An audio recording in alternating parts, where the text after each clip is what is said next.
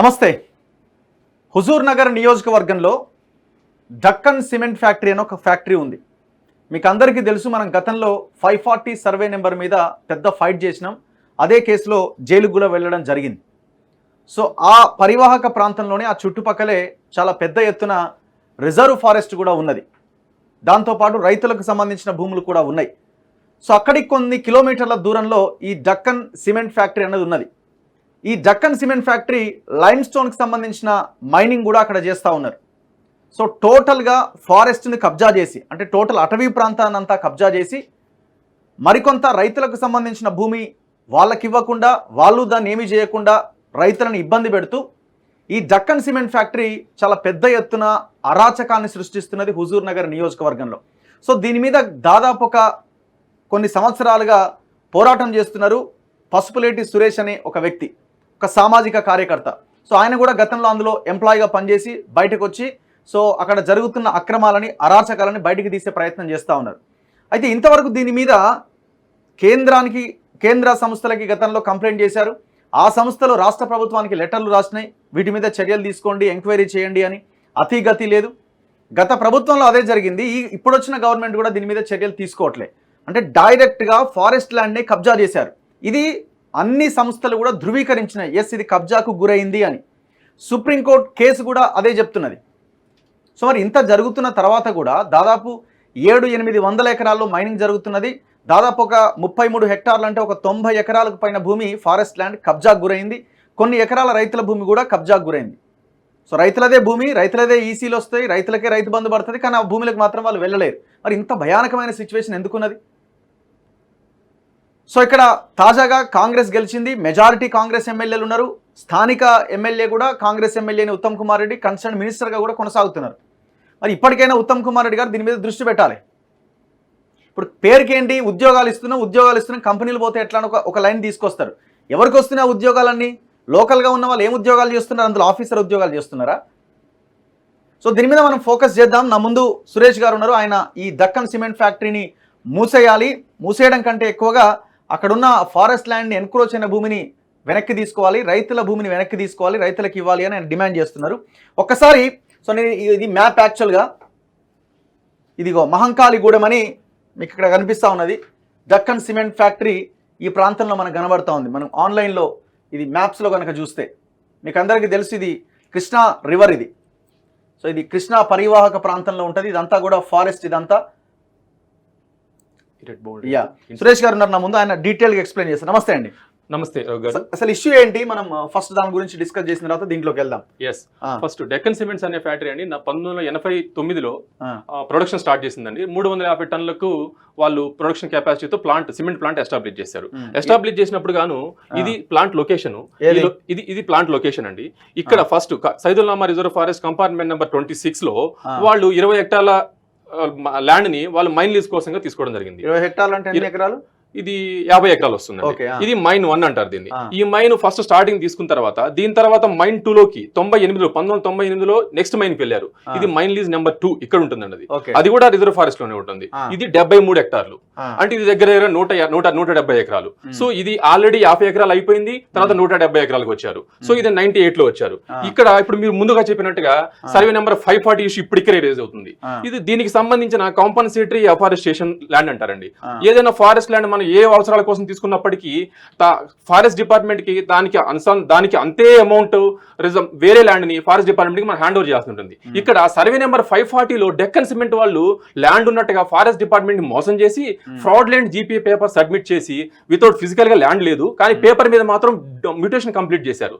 తర్వాత ఆ విషయం వెలుగులోకి వచ్చి తర్వాత వచ్చిన డిఎఫ్ఓ గారు దాన్ని వెలుగులో తీసుకొచ్చి వీళ్ళకి షోకాజులు ఇచ్చారు, మైన్ ఆపరేట్ చేయొద్దని చెప్పారు. తర్వాత వీళ్ళు బీభత్సమైన లాబింగ్ చేసి దాన్ని మైన్ స్టిల్ ఆపరేట్ చేస్తూనే ఉన్నారు.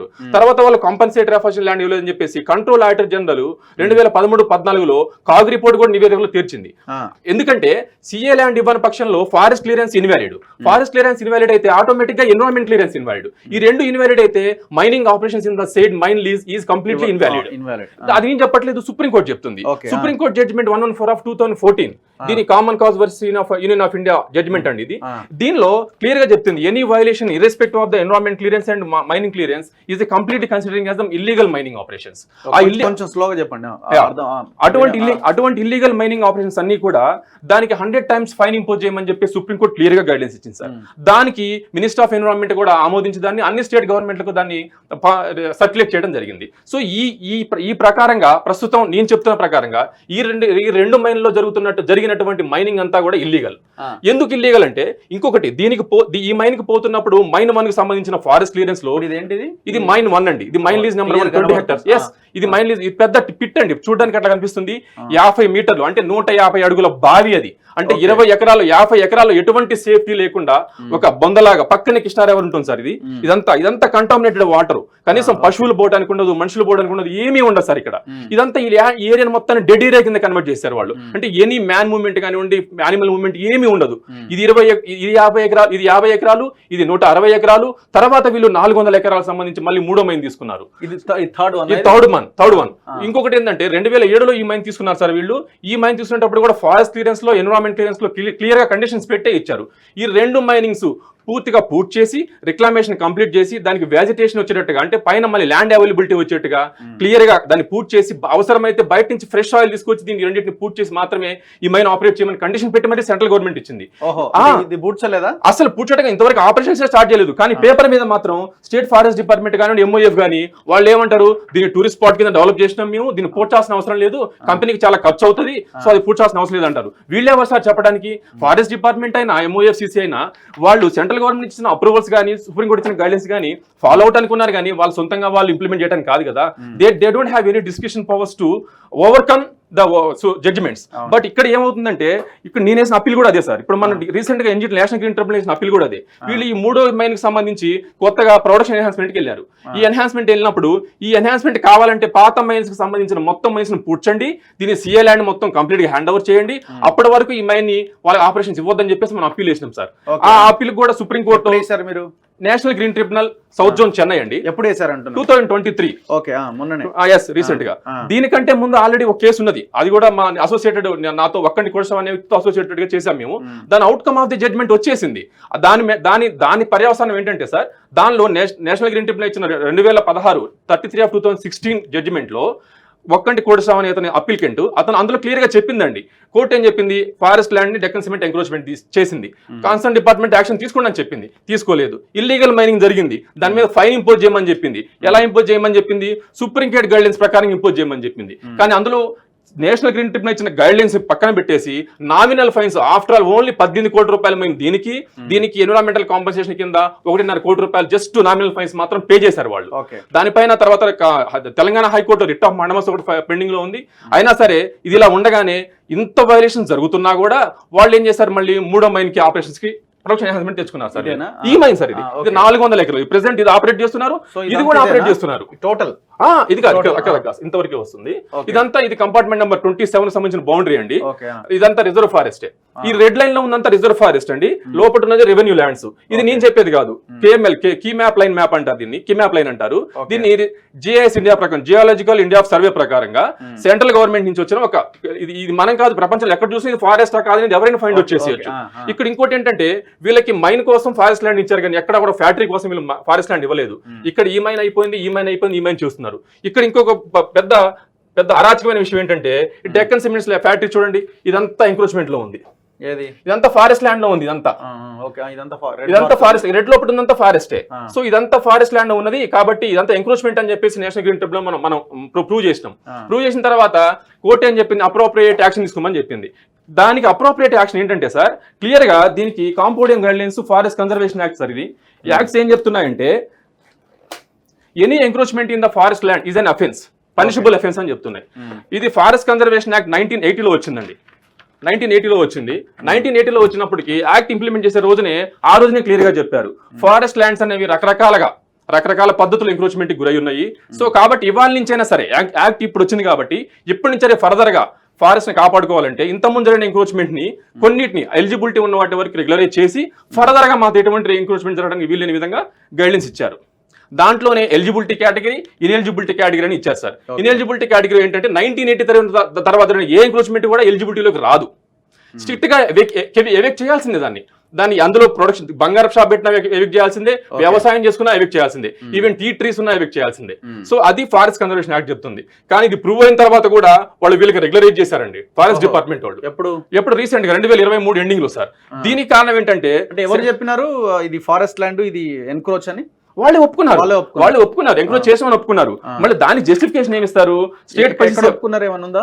ఎస్ సార్, ఇదిగోండి సార్, ఇది డెక్కన్ సిమెంట్స్ లిమిటెడ్ వాళ్ళు డైరెక్టర్ వర్క్స్ అతనే అండర్ సైన్ చేసిన మ్యాప్ అండి. వాళ్ళు చూడండి సార్, ఎంక్రోచ్మెంట్ చేసి proposal for regularisation, proposal for regularisation of the encroached reserve forest land. So proposal పెట్టుకున్న తర్వాత ఆర్ శోభా గారు, అప్పటి principal chief conservator of forest, ఆవిడ ఆర్ శోభా గారు రికమెండ్ చేశారనమాట. ఏమని రికమెండ్ చేస్తారు ఆ కమిటీ మినిట్స్ లో కూడా? Due to the strong recommendations made by the PC of Telangana we are going to regularise the same అని చెప్పేసి సెంట్రల్ కమిటీ దాన్ని రెగ్యులరైజ్ చేసింది సార్. అదర్వైజ్ రెగ్యులరైజేషన్ ప్రొవిజన్ లేదు. Because state government is the custodial authority to forest lands. Forest land custodial authority అతను ఉన్న చీఫే recommend చేసేటప్పటికి వాళ్ళు తప్పనిసరి పరిస్థితులు రెగ్యులర్ చేయాల్సి వచ్చింది. ఎందుకు చేయాల్సి వచ్చింది అంటే వాళ్ళకి గ్రౌండ్ రియాలిటీస్ తెలియవు. ఇది 1980 కంటే ముందు జరిగిందా, 1980 కంటే తర్వాత జరిగిందని సెంట్రల్ గవర్నమెంట్ తెలియదు. అది చేయాల్సింది ఎవరు? State government. ఇంకోటి ఏంటంటే 1980 తర్వాత జరిగిందని మీరు అనొచ్చు.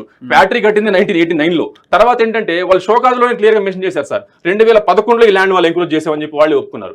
సో ఇది ఎట్టి పరిస్థితుల్లో కూడా ఈ ల్యాండ్ ని ఎవిక్ట్ చేయాల్సిన అవసరం ఉంది తప్ప వాళ్ళు దాన్ని ఎంజాయ్ చేయడానికి ఎటువంటి హక్కులు వాళ్ళకి లేవు. ఇది నెంబర్ 1. ఏముంది ఇందులో? కంపెనీ ఉందా? ఫ్యాక్టరీ ఉంది, ఇదంతా ఫ్యాక్టరీ. Yes sir. సో ఇది మెయిన్ ఇష్యూ. ఎంక్రోచ్మెంట్ ని రిలీజ్ చేయాలి. ఎందుకంటే సార్ మీకు తెలిసే ఉంటుంది, ఎన్విరాన్మెంట్ ఇష్యూస్ లో కోర్ట్స్ కానివ్వండి, చట్టాలు కానీ చాలా పర్ఫెక్ట్ గా ఉంటాయి. మనం హైదరాబాద్ లో ఉన్నాం కాబట్టి మనం సింపుల్ గా ఒక క్లాసిక్ ఎగ్జాంపుల్ తీసుకుందాం సార్. హైదరాబాద్ హుస్సేన్ సాగర్ అనేది చాలా హిస్టారికల్ ఇష్యూ. దాంట్లో హైదరాబాద్ హుస్సేన్ సాగర్ లో గణేష్ ఐడల్స్ కూడా నిమజ్జనం చేయడానికి వీల్లేని విధంగా హైకోర్టు ఆర్డర్ ఇచ్చింది. ఎందుకు సార్? పర్యావరణాన్ని కాపాడుకోవాలనే ఉద్దేశంతో. ఎన్విరాన్మెంట్ యాక్ట్స్ దేవుడికైనా ఒకే విధంగా ఉన్నాయి, మనుషులకైనా అదే విధంగా ఉన్నాయి. అలాగే ఢిల్లీ అవుట్స్కర్ట్స్ లో 10,800 ఫ్యామిలీస్ అండి, 10,800 ఫ్యామిలీస్ రిజర్వ్ ఫారెస్ట్ ల్యాండ్ లో ఎంక్రోచ్ అయ్యి ఇల్లు కట్టుకున్నారు. ఇల్లు కట్టుకుంటే వాటిని Delhi principal bench, national green tribunal, high court Delhi and supreme court forceful గా ఎవిక్ట్ చేసేసింది సార్ వాళ్ళని. ఈవెన్ కండోనేషన్ బేస్ లో కూడా వాళ్ళకి ఛాన్స్ ఇవ్వలేదు. ఎందుకంటే వాళ్ళు క్లియర్ గా చెప్పారు, యాక్ట్ ఆల్రెడీ రూపొందించబడింది, ఆ యాక్ట్ ని ఇంప్లిమెంట్ చేయాల్సిందే, ఇంకెవరికి లేదని. దీని మీద క్లాసిక్ ఎగ్జాంపుల్స్ బోల్డ్ ఉన్నాయి సార్. ఎంసీ మెహతా గారు అని చెప్పేసి ఎక్స్ సెంట్రల్ మినిస్టర్ కూడా, ఆయన కూడా అంతే 1 acre ల్యాండ్ ఎంక్రోచ్ చేస్తే ఆయన కేసు అయింది. TN Godavari versus union of India, ఆయనకి ఫారెస్ట్ మ్యాన్ ఆఫ్ ఇండియాగా అవార్డు ఇచ్చారు రాష్ట్రపతి గారి చేతుల నుంచి. సో ఇన్ని క్లాసిక్ ఎగ్జాంపుల్స్ ఉన్నా కూడా ఫారెస్ట్ డిపార్ట్మెంట్స్ దగ్గర పోతే నీకేంటి పని, నీకేంటి అవసరం? అక్కడ ఆఫీసర్లు ఉన్నారు, అక్కడ మీ ఊర్లో జెడ్పీటీసీలు ఉంటారు, ఎంపీటీసీలు ఉంటారు, ఎమ్మెల్యే ఉన్నారు, ఆయన చూసుకుంటారు. నీకు అవసరం అయిందని చెప్పేసి నాకు వార్నింగ్ ఇస్తున్నారు. ఏ విలేజ్ కిందకి వస్తుంది? ఇది మాంకాలిగూడెం విలేజ్ కిందకి వస్తుంది సార్. ఇది యాక్చువల్గా 2 విలేజ్ రెవెన్యూ మండల్, పాలకీడు మండలం. Yes okay. పాలకేడు మండలం. ఇంకొక పెద్ద ఇష్యూ ఏంటంటే సార్, వీళ్ళు ఇది డెక్కన్ సిమెంట్ ఫ్యాక్టరీ సంబంధించి కొత్తగా కొడుతున్న 3వ ప్లాంట్ కి సంబంధించిన ఎన్విరాన్మెంట్ క్లియరెన్స్ అండి. మినిస్టర్ ఆఫ్ ఎన్విరాన్మెంట్ ఢిల్లీ నుంచి వచ్చింది ఈ క్లియరెన్స్. ఈ క్లియరెన్స్ కట్టేటప్పుడు మాంకాలిగూడెంలో మేము ప్లాంట్ కడుతున్నాం అని చెప్పి క్లియరెన్స్ తెచ్చుకున్నాం సార్. ఇది వాళ్ళు పెట్టిన ప్రపోజల్, వాళ్ళు డెక్కన్ సిమెంట్ ఫ్యాక్టరీ వాళ్ళు పెట్టిన ప్రపోజల్, సెంట్రల్ గవర్నమెంట్ ఇచ్చిన అప్రూవల్. చూడండి సార్, ఒకసారి జూమ్ చేయండి. డెక్కన్ సిమెంట్ ఫ్యాక్టరీ అసలు మాంకాలిగూడెం పరిధిలోనే లేదని చెప్పేసి ఆ ఊరు రెవెన్యూ డిపార్ట్మెంట్. ఇక్కడ చూడండి సార్ విషయం, ముందు పెట్టండి, కెమెరా ముందు పెట్టండి. ఇక్కడ చూడండి సార్, నేను డెక్కన్ సిమెంట్ ఫ్యాక్టరీ ఏ విలేజ్ రెవెన్యూలో ఉందని చెప్పేసి మాంకాలిగూడెం రెవెన్యూ విలేజ్ లో ఉందా లేదా అని కనుక్కోవడం కోసం ఆర్టీఐ ఫైల్ చేయగా ఆ విలేజ్ కార్యదర్శి గారు అసలు ఆ ఫ్యాక్టరీ మా రెవెన్యూలోకి రాదని చెప్పేసి సర్టిఫై చేసిన కాపీ సార్. సో వీళ్ళన్నీ ఒకటి కాదు, వీళ్ళన్ని ఫ్యాబ్రికేటెడ్ డాక్యుమెంట్స్ సార్. అన్ని ఫ్యాబ్రికేటెడే. డెక్కన్ సిమెంట్స్ ల్యాండ్ అనేది పెద్ద బూత్ కంపెనీ. వాళ్ళు చేసేదంతా environmental degradation, environmental damage and అక్కడ పొల్యూషన్ కూడా, వాటర్ పొల్యూషన్, ఎయిర్ పొల్యూషన్ కూడా టూ మచ్ హైక్ ఉంటాయి సార్. ఎందుకంటే అది ఉండటం కూడా too much corner of it. మీరు చూడండి ఒకసారి చూసుకుంటే, ఇది తెలంగాణ ఆంధ్ర బోర్డర్ అండి. ఇక్కడ మూసీ రివర్, ఇక్కడ మూసీ రివర్ టచ్ అవుతుంటుంది. ఇక్కడ మెయిన్ మూసీ రివర్ టచ్ అవుతుంది. మూసీ రివర్ ఇక్కడ టచ్ అవుతుంటుంది. ఇక్కడ నుంచి వాటర్ కూడా వాళ్ళు టూ మచ్ అన్కంట్రోలబుల్ గా వాటర్ కన్జ్యూమ్ చేస్తారు. వాటర్ ఎంత స్కేర్ సిటీ ఉన్నప్పుడు వాళ్ళు ఇక్కడ వాళ్ళు వాటర్ దీన్ని వాడుకునే పక్షంలో ఉంటే ఈ వాటర్ నే వాళ్ళు వాడుకోవచ్చు. కానీ కృష్ణాదేవి నుంచి డైరెక్ట్ గా వాటర్ అనాథ తీసుకుంటారు. వాళ్ళ ఇష్టారాజ్యం అయిపోయింది సార్ అక్కడ. అది మెయిన్ ఇష్యూ. సో ఇప్పుడు రైతులు ఎక్కడ సఫర్ అవుతున్నారు ఇందులో సార్? రైతులు రీసెంట్ గా ఇప్పుడు డెక్కన్ సిమెంట్ ఫ్యాక్టరీ మధ్యలో ఈ ల్యాండ్స్ ఉన్నాయి సార్. ఇది చూడండి సార్, ఇది రీసెంట్ గా డెక్కన్ సిమెంట్ ఫ్యాక్టరీ వాళ్ళ మీద ఒక 10 రోజుల క్రితం. ఇదంతా డెక్కన్ సిమెంట్ ఫ్యాక్టరీ ప్రెమిసెస్ లో అండి. వీళ్ళు సెక్యూరిటీ గార్డులు కూడా యాక్చువల్ గా ఇతను Deccan cement factory security officer అండి. ఈయన కాకి డ్రెస్ వేసుకుని పోలీసులను బెదిరిస్తాడు. ఇది చూడండి ఒకసారి, పోలీస్ గారు ఆయన సెక్యూరిటీ, అదొకటి. దాని తర్వాత సైడ్ బటన్ నొక్కండి. దాని తర్వాత ఇది చూడండి, అక్కడ ఈ ల్యాండ్ అంతా ట్రైబ్స్, షెడ్యూల్ ట్రైబ్స్ అండి, ఎస్టీ వాళ్ళది. వాళ్ళ ల్యాండ్ వాళ్ళదని చెప్పేసి హుజూర్నగర్ కోర్టు పొజిషన్కి వెళ్ళమని చెప్పేసి ఆర్డర్ ఇచ్చింది. కోర్టు ఆర్డర్ ఇచ్చింది, షెడ్యూల్ ప్రాపర్టీ వాళ్ళది, వాళ్ళకి రైతు బంధు పడుతుంది, వాళ్ళ ల్యాండ్ వాళ్ళదే అని చెప్పేసి. దానిలోకి వెళ్ళనివ్వకుండా వాళ్ళు పోలీస్ ప్రొటెక్షన్ తోటి, పోలీసులతోటి వాళ్ళు ఇదంతా లారీలు తీసుకొచ్చి మొత్తం ఇదంతా కబ్జా చేసేసారు సార్. దాని తర్వాత ఇక చూడండి, ప్రైవేట్ సెక్యూరిటీ పెట్టేసి వీళ్ళని చూడండి, ఎంత ప్రైవేట్ సెక్యూరిటీ ఆ ల్యాండ్ చుట్టూ. ఆఫ్టర్ ఆల్ ఎంత అండి, రైతులు అతనికి డెక్కన్ సిమెంట్ ఫ్యాక్టరీకి 100 ఎకరాలు లెక్కలేదు, కానీ ఆ రైతు ఎంత 30 కుంటలు సార్, 75 సెంటులు. కానీ ఆ ల్యాండ్ లో కూడా వాళ్ళు పోనివ్వరు. ఇది ఒక్కటే కాదు, ఇది 75 సెంట్ల మొత్తం 118 ఎకరాల ల్యాండ్ ఎంక్రోచ్ చేశారు మళ్ళీ ఫార్మర్స్ కూడా. అది వేరే విషయం, అది హైకోర్టులో రిట్ నడుస్తూ ఉంది. ఇంకొకటి ఏంటంటే సార్, దీనిపైన హైకోర్టుకి వెళ్ళి ఇగోండి వీళ్ళంతా సెక్యూరిటీ కాదు, ఇతను కానిస్టేబుల్, ఇతను వచ్చే సెక్యూరిటీ, ఇతను Deccan cement factory security supervisor, ఇతని పేరు గోపి, ఇతను కానిస్టేబుల్. వీళ్ళు వెళ్ళి వాళ్ళకే సపోర్ట్ చేస్తారు సార్. కోర్టు ఇంకోటి ఏంటంటే, court not to interference order ఇచ్చింది పోలీసు వాళ్ళకి. It's complete civil dispute in between the farmers and Deccan cements ఉంది. పోలీస్ మ్యాన్ అసలు ఇన్వాల్వ్ అవుతుందని చెప్పేసి ఆర్డర్ ఇచ్చింది. అయినా సరే పోలీసు వాళ్ళు వచ్చి మీకు కుదరదు, మాకు ల్యాండ్ ఆర్డర్ ఇష్యూ వస్తుంది, ఏంటంటే కోర్టులో తెలుసుకోండి, ల్యాండ్ మీకు వస్తే ఊరుకో అని చెప్పేసి బైండ్ ఓవర్ చేశారు సార్ ఎవరిని. ఇలా చూడండి సార్ ఒక్కసారి, మీరు ఒక్కసారి ఇక్కడ చూడండి సార్, వీళ్ళని బైండ్ ఓవర్ చేశారండి. వీళ్ళు షెడ్యూల్ ట్రైబ్ లేడీస్ ని కింద పడేసి కొట్టారు, బీభత్సం కొట్టి అమనాబుతులు తిట్టి వాళ్ళని బైండ్ ఓవర్ చేశారు పాలకేడు పోలీస్ స్టేషన్ లో. సో వాళ్ళపై ప్రైవేట్ కేసు చేస్తున్నాము అక్కడ SHO గారి మీద, అది ప్రైవేట్ కేసు కూడా నడుస్తా ఉంది. ఇది కోర్టు ఆర్డర్ సార్, ఇది చూడండి సార్ ఒకసారి, ఇది court order, Huzurnagar court order అండి. ఈ ల్యాండ్ ఎవరిదని క్లియర్ గా మెన్షన్ చేసి వెళ్ళమని పొజిషన్కి వెళ్ళమని చెప్పేసి కోర్టు ఇచ్చిన ఆర్డర్ సార్ ఇది. దీన్ని కూడా కన్సర్న్ SP గారు కూడా దీన్ని కన్సిడరేషన్ చేయని పరిస్థితి. పోలీస్ డిపార్ట్మెంట్, ఫారెస్ట్ డిపార్ట్మెంట్, ఈ 2 డిపార్ట్మెంట్లు వాళ్ళ సొంత ఇళ్లలో ఉండరు సార్. అక్కడ డెక్కన్ సిమెంట్ గెస్ట్ హౌస్ లోనే ఉంటారు. ఎవరు పోలీసులా? అక్కడ వాళ్ళ పాలకేడు పోలీస్ స్టేషన్ వాళ్ళైనా డెక్కన్ సిమెంట్ గెస్ట్ హౌస్ లో ఉండాల్సిందే, అండ్ ఫారెస్ట్ డిపార్ట్మెంట్ వాళ్ళు డెక్కన్ సిమెంట్ గెస్ట్ హౌస్ లో ఉండాల్సిందే. బికాజ్ వాళ్ళు గెస్ట్ హౌస్ కట్టిందే వాళ్ళందుకు. ఓనర్ ఎవరైనా ఈ డెక్కన్ సిమెంట్ ఓనర్ వచ్చేసి బంగారు రాజు గారు అని చెప్పేసి చైర్మన్ సార్, ఆయన మంతిన బంగారు రాజు గారు. ఆయన రీసెంట్లీ చనిపోయారు, ఒక 10 months, హార్డ్లీ 1 year అవుతుంది. ఆవిడ ఆయన సెకండ్ పాప అంటే ఒక అమ్మాయి పార్వతి గారు, పెన్మచ్చ పార్వతి గారు అని మేనేజింగ్ డైరెక్టర్. ఇదంతా ఇంకొక విషయం ఏంటంటే, ఇక్కడ మేనేజ్మెంట్ కంటే ఎక్కువ కల్ప్రిట్స్ ఎవరంటే సార్, అక్కడ ఉండే bottom level management. Next level plant head ఉంటారు, ప్లాంట్ హెడ్ తర్వాత జనరల్ మేనేజర్ ఉంటారు. ఇదంతా PR అండ్ HR లో జరిగిన డ్యామేజ్ ఇవన్నీ. మేనేజ్మెంట్ మోసం చేసేసారు వీళ్ళంతా. మేనేజ్మెంట్ కావాలని చేసిందంటే మేబీ వాళ్ళకి తెలిసి ఉండదు, తెలియకపోవచ్చు. తెలియకుండా ఎందుకు ఉంటది, పెద్ద ఇష్యూ సార్. అంత ఆషామాషి వ్యవహారం ఏం కాదు కదా. అండ్ అసలు ఇంకోటి ఎవరికి తెలియపోవడానికి అవకాశం లేదు సార్. అక్కడ ప్రజాప్రతినిధులు కూడా ప్రతి ఒక్కరికి తెలుసండి ఈ విషయం. ఉత్తమ్ కుమార్ రెడ్డి గారికి కూడా తెలుసు. ఎమ్మెల్యే కదా, ఇప్పుడు కన్సర్న్ మినిస్టర్ కూడా కదా, దృష్టికి ఏం తీసుకెళ్ళలేదు. చాలా సార్లు, కొన్ని 100 సార్లు ట్రై చేశాం సార్. ఉత్తమ్ కుమార్ రెడ్డి గారికి ఫోన్ చేశాము, కొన్ని 100 సార్లు ఫోన్ చేస్తున్నాం, మేడం గారికి ఫోన్ చేస్తుంటాము, నా దగ్గర వాట్సాప్ చాట్స్ కూడా ఉన్నాయి. కన్సిడరేషన్ చేయండి సార్, కనీసం అట్లీస్ట్ మా అప్పీల్ వినండి. ఎందుకంటే ఫర్దర్ గా కనీసం ఫర్దర్ గా జరగకుండా ఉంటుంది ఇటువంటి విషయం ఫర్దర్ గా జరగకుండా ఉండటం కోసమే మీరు అది చేయండి అని చెప్తే కూడా ఆయన మా కన్సిడరేషన్ తీసుకోవట్లేదు. అసలు ఆయన చుట్టూ ఒక కోటరీ ఉంటుంది సార్. ఉత్తమ్ కుమార్ గారు మంచి వాళ్ళు అయి ఉండొచ్చు, బట్ ఆయన మీద నాకు ఎటువంటి అప్లికేషన్స్ లేవు. ఈ ఇష్యూస్ లో మాత్రం పర్టికులర్ గా ఆయన ఎంటర్టైన్ చేయరు. ఇండస్ట్రీ వచ్చేటప్పటికి ఇండస్ట్రీ దోలు నీకెందుకు, ఇండస్ట్రీ నడుస్తుంటది, ఏదో జాబ్లు ఇస్తున్నాం కదా నీకెందుకు అన్నట్టుగానే మాట్లాడతారు. జాబ్లు వస్తున్నాయి లోకల్ వాళ్ళకి సార్. మీరు ప్యూర్ గా ఎంక్వైరీ చేయండి. ఎన్ని ఒక 5,000 టన్నుల కెపాసిటీ ఉన్న సిమెంట్ ఫ్యాక్టరీలో హార్డ్లీ 300 నుంచి 400 మంది పనిచేస్తారు సార్. ఒక డిపార్ట్మెంట్ అంటే ఒక 15 డిపార్ట్మెంట్లు ఉంటాయి. 15 డిపార్ట్మెంట్ HODs ఉంటారు. అందులో ఎగ్జిక్యూటివ్స్ హార్డ్లీ 50 members ఉంటారు సార్. నేను చెప్పే HODs కానీ ఎగ్జిక్యూటివ్స్ కానీ ఒక్కరు కూడా లోకల్ ఉంటారు సార్. ఒక్కరు కూడా ఉండరు, లోకల్ ఉంటారు. రేషియో వీళ్ళు చెప్పే తెలుగుగా రేషియో వైజ్ చెప్తారు. రేషియో అంటే 400లో 15 మంది HODs పోతారు, మిగతా ఎగ్జిక్యూటివ్స్ 50 మంది పోతారు. మొత్తం ఎంత అయింది సార్? 60 మంది పోయారు. వీళ్ళని ఎంత 350 మంది మొత్తం లేబర్ సార్. అక్కడ గేట్లు తీయడానికి, కప్పులను తీయడానికి మాత్రమే లేబర్ ఉంటారు. ఇది దీని ఎంప్లాయ్మెంట్ కింద వాళ్ళు చూపిస్తుంటారు.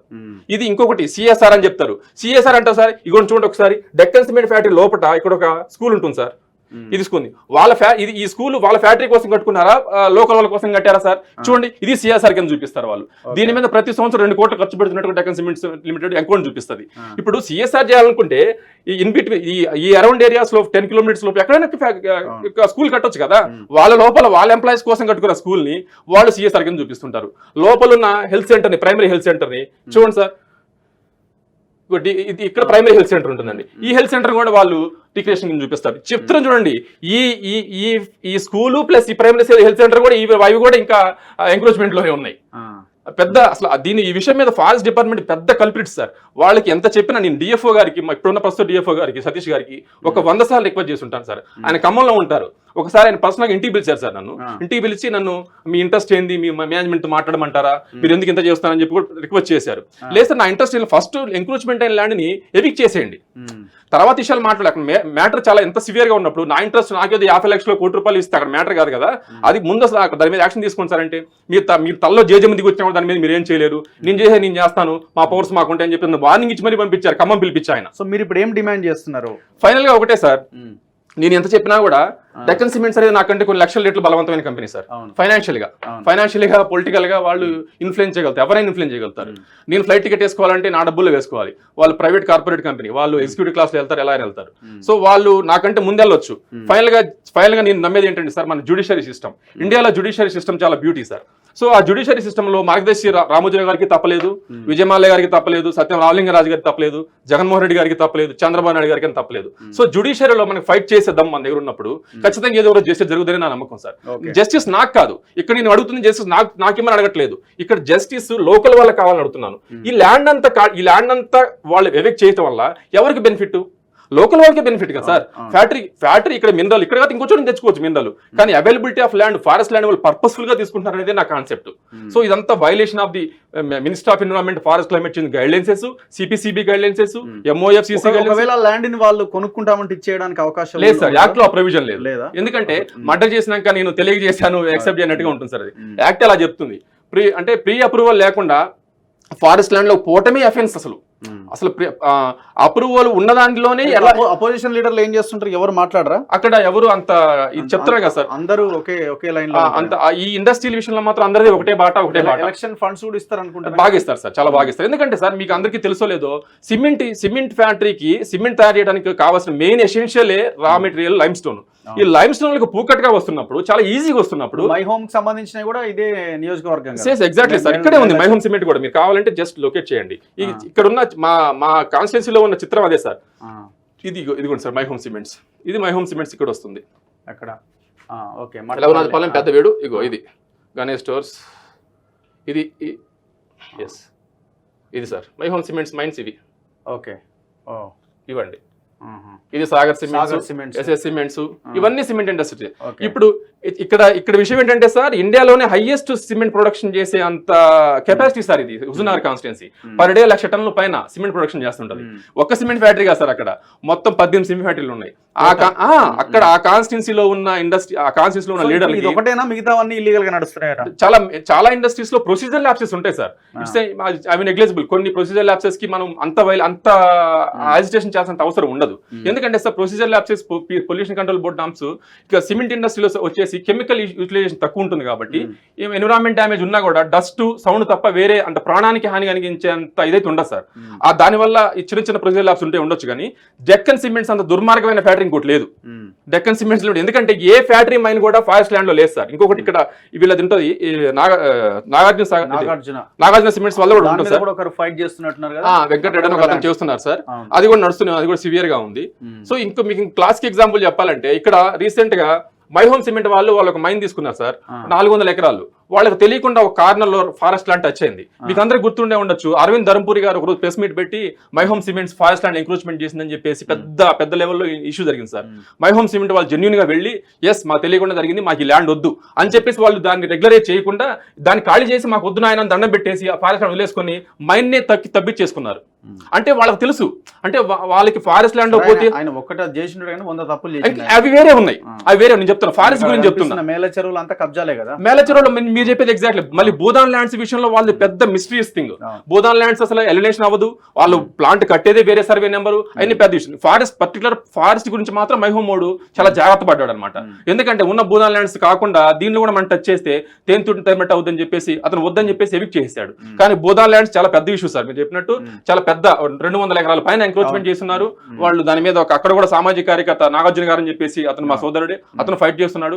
అది కూడా ఖచ్చితంగా ఏదో ఒక రోజు ఖచ్చితంగా మంచి అవుట్కమే వస్తుంది సార్. దాని కాదు. ప్రస్తుతానికి మాత్రం నేను నా ఫోకస్ అంతా కూడా డెక్కన్ సిమెంట్ మీద పర్టికులర్. ఎందుకంటే సార్ మొత్తం రిజర్వ్ ఫారెస్ట్ ఇదంతా, ఇది nation property sir, nation wealth.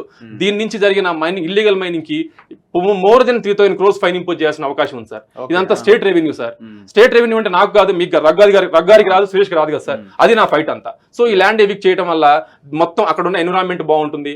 So అది నా ఫైట్ అంతా దానికోసం సార్, దాని గురించి. సో ఖచ్చితంగా మనం ఫీల్డ్ విజిట్ కూడా చేసే ప్రయత్నం చేద్దాం, ఎందుకంటే అక్కడ రైతులు కూడా ఇబ్బంది పడుతున్నారు కాబట్టి. సో మనం ఆ ప్రయత్నం చేద్దాం. సో ఇది జాతి సంపద, ఇది దేశ సంపద. సో ఇట్లాంటి ఇల్లీగల్ మైనింగ్ చేయడం వల్ల పూర్తిగా పర్యావరణం అనేది దెబ్బతినే అవకాశం ఉంది. మరి హుజూర్ నగర్ నియోజకవర్గంలో ముందు నుంచి ఎందుకో ఏ పార్టీ మాట్లాడదు. అపోజిషన్లో ఉన్నప్పుడు వాళ్ళు మాట్లాడరు, అధికారంలోకి వచ్చినాక మాట్లాడరు. అన్ని పార్టీలకి వీళ్ళంతా ఒక ఆయుధంగా మారిపోయినారు వీళ్ళంతా. సో వాళ్ళు ఎలక్షన్స్ అప్పుడు డబ్బులు ఇవ్వడానికి ఉపయోగపడుతున్నారు కాబట్టి ఏ పార్టీ మాట్లాడట్లేదు. ఇప్పుడు అక్కడ ఉన్న ఏ పార్టీ మాట్లాడదు. గతంలో అపోజిషన్లో కాంగ్రెస్ ఉండే, మాట్లాడాలి. ఇప్పుడు అధికారంలోకి వచ్చారు, మాట్లాడరు. బీఆర్ఎస్ అపోజిషన్లో ఉంది, మాట్లాడరు. బీజేపీ ఉంది, మాట్లాడదు. సో ఏ కమ్యూనిస్టులు వాళ్ళు కూడా కొంతమంది మాట్లాడని, ఒకవేళ వాళ్ళు కూడా మాట్లాడుంటే ఈ సిచ్యువేషన్ ఉండేది కాదు కదా. ఎప్పుడో ఏదో దగ్గర హెజిటేషన్ అయితే ఉండేది కదా. సో ఇది చాలా సీరియస్ అంశం. టోటల్ హుజూర్ నగర్ నియోజకవర్గం, ఆ కృష్ణా పరివాహక ప్రాంతంలో ఈ రకమైన దందాలు, ముఖ్యంగా అక్కడ గిరిజనులకు సంబంధించిన రాజ్యం అది. సో ఆ ప్రాంతంలో ఉన్న గిరిజనులంతా చాలా ఇబ్బంది పడుతూ ఉన్నారు. సో దీని మీద మంత్రి కమ్ ఎమ్మెల్యే ఆయనే కాబట్టి ఉత్తమ్ కుమార్ రెడ్డి గారు మీరు దీని మీద ఫోకస్ చేయాల్సిన అవసరం ఉన్నది. కోర్ట్ ఆర్డర్స్ ఇమీడియట్గా ఇంప్లిమెంట్ చేయాల్సిన బాధ్యత ఉన్నది. సో ఇందులో అందరూ ఇన్వాల్వ్ అయ్యారు కాబట్టి ఎవరు సపోర్ట్ చేయట్లేదు. సో ఇట్లాంటి వాళ్ళకి మనం సపోర్ట్గా నిలబడాల్సిన అవసరం ఉంది. దీన్ని ఇంకా ముందుకు తీసుకెళ్దాం. Thank you brother, thank you very much. Thank you very much for your opportunity. Thank you. చూస్తూనే ఉండండి మన తొలి వెలుగు.